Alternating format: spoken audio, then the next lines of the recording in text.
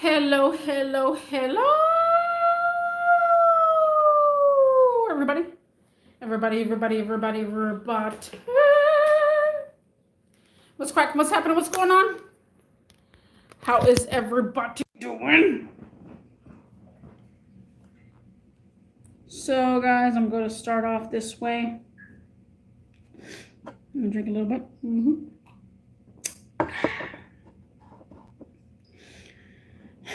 Don't get an animal if you are not ready for him.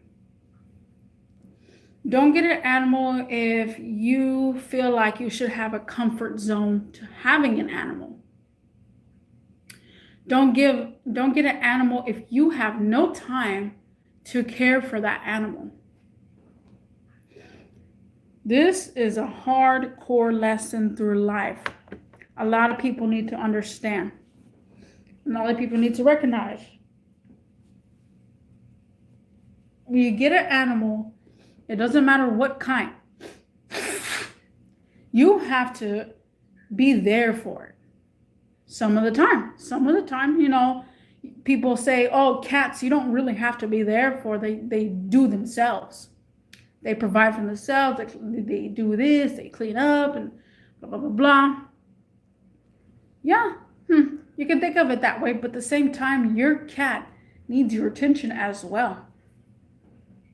There's cats that need attention. It's like, why you bring this life in here and you don't pay attention to it.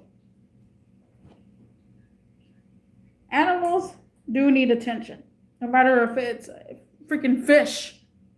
Some fish need something to do, and they swim around in their tank all day long. And then when you get home, they're like, whoa. They see you moving around, and they're like, oh, okay. Move around here, move around there, and they start being a little bit active. People get animals all the time confused. They have no idea how to even care for an animal sometimes. A lot of the folks these days, they have given up their animal because of the fact that it was Rona times and, oh, you're not doing anything, you're at home all the time, so you have time for a puppy. But you don't understand, the puppy gets older. Puppy is going to get older. Like we literally lived 2020 in the pandemic and everything about like 2 years. So you're saying if you got a puppy in the 2 years after, now the 2 years that the dog has spent all this time with you in house, now you're over here like, oh, leaving the dog alone or cat alone or animal alone. Like, it shouldn't go that way. And be ready to commit. That is another one. Commitment, guys. Commitment. You don't know how many times people have not committed. When you commit to an animal, you are stating that you are going to take care of this animal. It's almost just like being in a marriage. You're committing death do us part. So you're committing that you're going to love the person regardless of how fat they are, regardless of how ugly they get, regardless if they have any teeth, regardless, if anything, they lose their memory or whatever. You're going to love that person. Same thing with animals. You got to have a commitment. If you don't have a commitment and a lifespan of them, then you're probably in a wrong situation where you're probably going to get rid of the animal soon. Now, mind me, I had dogs and cats all my life. And yeah, I get sick and tired of just having a household dog and cat. Like, that's just sickening, I don't want to get too much further into that, but I had one dog. Her name, she was a Shih Tzu, and her name was Maggie May. I loved and adored that dog. One night, the dog decided to run outside the door. Never knew anything about the society, but it was raining and it was storming. The dog ran outside, got scared, and I don't know what happened after that. the times that happened, the dog just ran outside and just escaped. And then now, it's raining. The dog can't find his way back because we never took him outside. We never walked him outside. Just stayed in the backyard. And that's when I was in full devastation. Like, oh man, oh, I want my dog. I was young. And so now we had gotten a cat. His name was Freddie. We had a Cody and a Freddie, which Cody was a Siamese cat and Freddie as well. Well, Freddie wasn't Siamese, he was a Tabby's cat. Cody unfortunately passed away as well. Of course, my grieving self as a kid was grieving. And then I had Freddie. So Freddie was in my life ever since. And we were committed, okay? We committed for a very long time. My cat, Freddie, he ended up living a lifespan of maybe 13, 14 years. And we had him ever since I was in elementary. And then he passed away when I was out of the house. I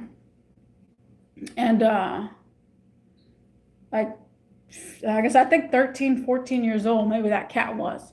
And that's a long commitment, guys. I'm telling you, that's a long commitment. Get a kitten. Oh, okay. Well, for 10 years from now, you better expect that kitten to raise up and raise that kitten. Because you're going to raise them for like 14 years, maybe 13. Depends on how it goes. Because I'm going to say that in a minute, commitment is a very good thing that you have to do. So after Freddie had died, I was devastated. Now, I haven't been devastated ever since, maybe 13 years past that time. And I didn't want to go through this grieving process anymore. I was tired of it. My heart was so broken. First, I lose a dog, and then I lose a cat, and then I lose another cat. And it's like, this grieving process just hurt me inside, where it's like, I don't want an animal because it hurts. It hurts for us to feel that way when the animal passes away. We know that it's going to happen. So my grandma, when Freddie had passed away, Hurricane Harvey was here around. And, before Hurricane Harvey, my grandma decided to go to the pet store. I'm not going to say which one, but decided because she missed Freddie so much. She wanted another tabby cat. Same way, same color, same way, because she missed him so much. And I said, nope, can't do this. I cannot do this. It's too early.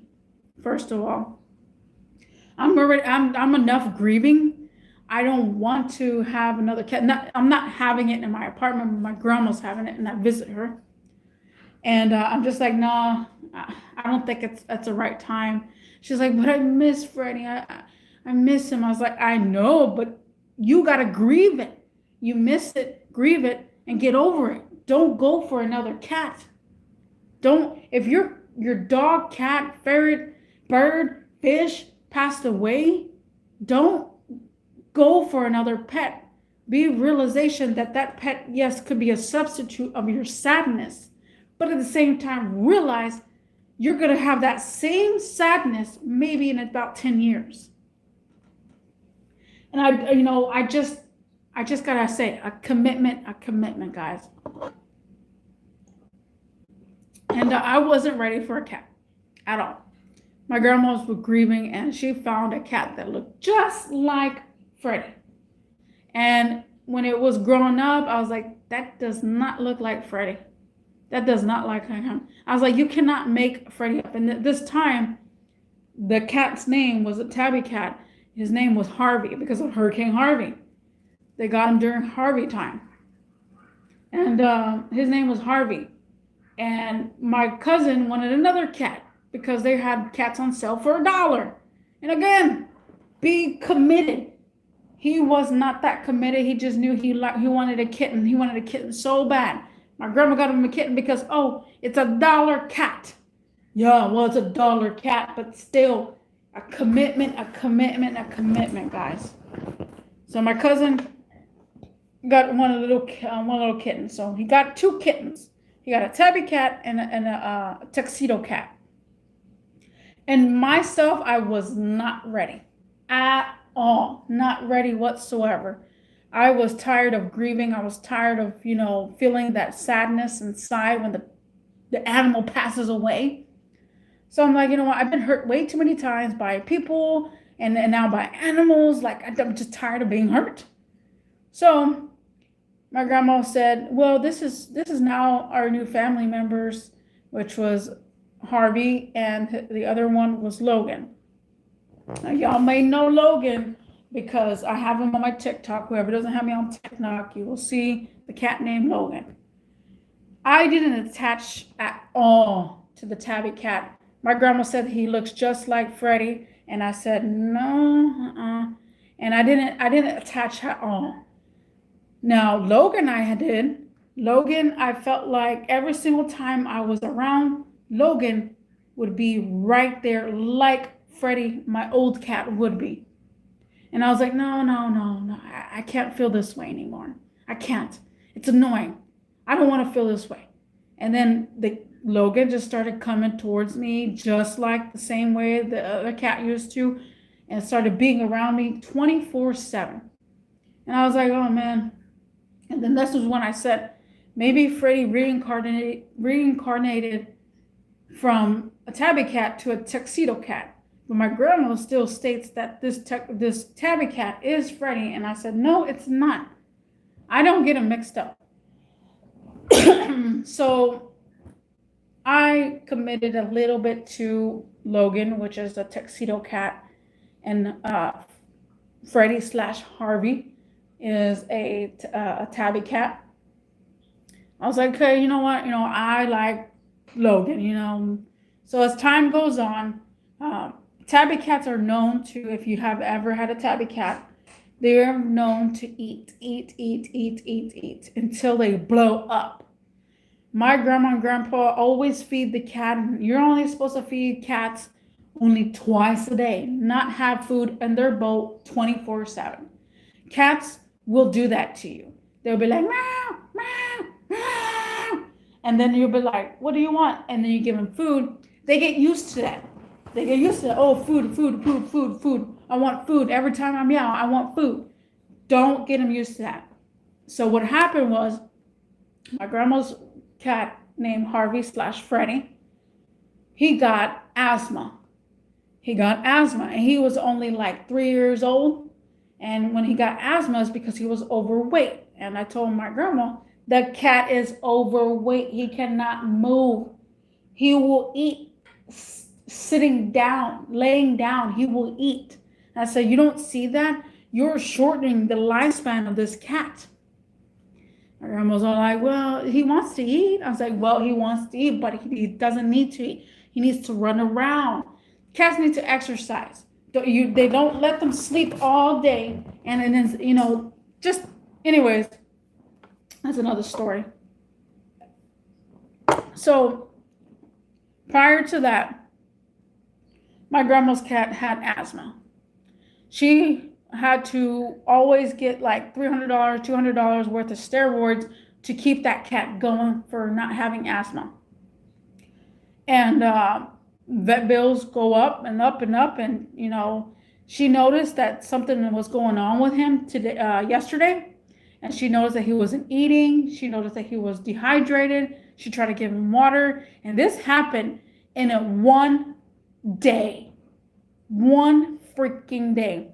My cat, Freddie, he went at least, I say, a whole 7 months of dying, almost dying. We revive him, and then he comes back to life, and I'm like, yay, I get to spend more time with my cat. And then dying again, dehydrated, and we rehydrate him, and he's back to normal. Like, we did that constantly.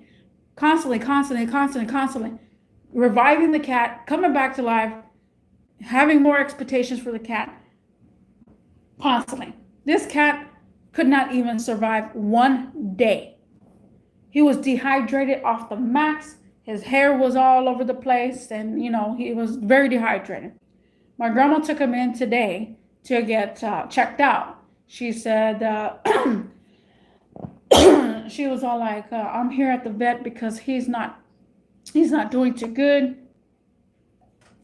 He's really dehydrated. He doesn't know. He doesn't want to do anything." And then she's like, "Well, I think I'm gonna have to put him down." I said, "What?" I said, "Well, I'm not gonna. I'm gonna force shame you because I told you you're shortening this lifespan because of the asthma and because you're overfeeding him too much. This cat needs to exercise." My cat named Freddie survived for 13, 14 years. This cat with asthma shortened his lifespan a lot. He was, I think, about 7 years old, maybe about 7 years old. 7, 6 years old, around that price. Around that right. Can you imagine, guys? Can you imagine? You put your cat through this. You put your animal through this. It don't matter if it's a dog.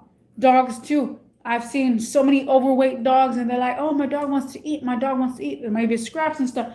They die. You shorten their lifespan. There's a lot of people that are like, "Well, I have a whole year and a half dog, but I'm gonna feed them puppy food." You shorten their lifespan. You did that. A commitment. You're committing that you will feed that dog or cat twice a day. Take it a walk, or take it a bath, do all this. Commitment is a commitment. If you're not ready for an animal, I don't know why you even get an animal. If you're not ready for a cat, if you're not ready for a dog, or if you're not ready for a puppy or a kitten, do not get anything. It might be cute and all, but the thing is, you got to realize, if you went through 3 or 4 dogs or 3 or 4 cats and you have not waited until they die in front of you, then maybe you're in the wrong position, because there's many people I have known that get rid of their cat within 2 years and get rid of their dog and their puppy within 2 years. Don't do that, guys. Don't do that, or neglect them. People neglect them all the time. Like they're like, "Oh, okay, well, I don't care for this animal no more. Let me just give it to someone else." Or it's like, okay, unexpected things happen. Yes, you maybe get into a relationship, and maybe the cat doesn't suit well with somebody's allergies. Maybe someone's allergic. Maybe you're about to have a newborn baby, and now you got to get rid of the dog or a cat or animal because that animal is causing more harm than good. Like, guys, be committed when we're getting these animals. I committed when I got a chinchilla. I said, should I get a gerbil? Should I get this? Should I get that?